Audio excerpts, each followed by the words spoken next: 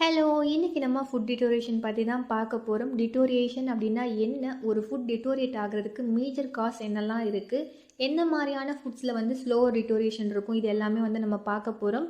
முதல்ல நம்ம டிட்டோரியேஷன் அப்படின்னா என்ன அப்படிங்கிறத பார்த்துடலாம். என்னென்னா, ஒரு உணவுப் பொருளில் நடக்கக்கூடிய லாஸ், அது கலரில் இருக்கலாம், டெக்ஸ்சரில் இருக்கலாம், ஃப்ளேவரில் இருக்கலாம், ஸ்மெல்லில் இருக்கலாம், இல்லை அதில் நியூட்ரிஷனல் லாஸாக கூட இருக்கலாம்.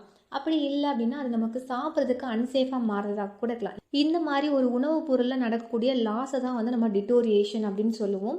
ஸோ இந்த டிட்டோரியேஷன் ப்ராசஸ் அப்படிங்கிறது எல்லா உணவுப் பொருளுக்கும் வந்து காமன், எல்லா உணவுப் பொருளையும் நடக்கும். ஸோ எந்த மாதிரியான உணவுப் பொருளில் வந்து இந்த டிட்டோரியேஷன் கம்மியாக இருக்கும் அப்படின்னு பார்த்தீங்கன்னா, மாய்ஸ்சர் கம்மியாக இருக்கக்கூடிய ஃபுட்டு, சுகரு, சால்ட், ஆசிட் இதெல்லாம் ஹையாக இருக்கக்கூடிய ஃபுட்டு, அப்படி இல்லைன்னா நம்ம ஆர்டிஃபிஷியலாக மாடிஃபை பண்ணியிருக்க ஃபுட்ஸ், இதிலலாம் வந்து டிட்டோரியேஷன் அப்படிங்கிறது கொஞ்சம் ஸ்லோவாக இருக்கும்.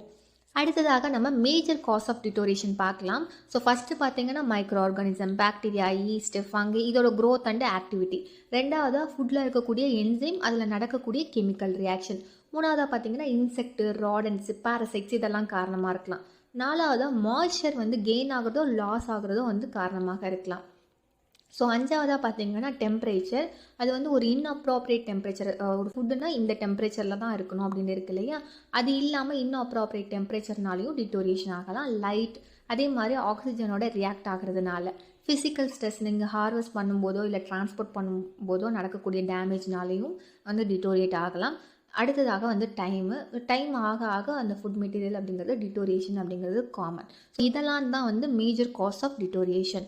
ஸோ இந்த வீடியோ உங்களுக்கு யூஸ்ஃபுல்லாக இருக்குது அப்படின்னா கண்டிப்பாக சேனலை சப்ஸ்கிரைப் பண்ணுங்கள், லைக் பண்ணுங்கள், கமெண்ட் பண்ணுங்கள்.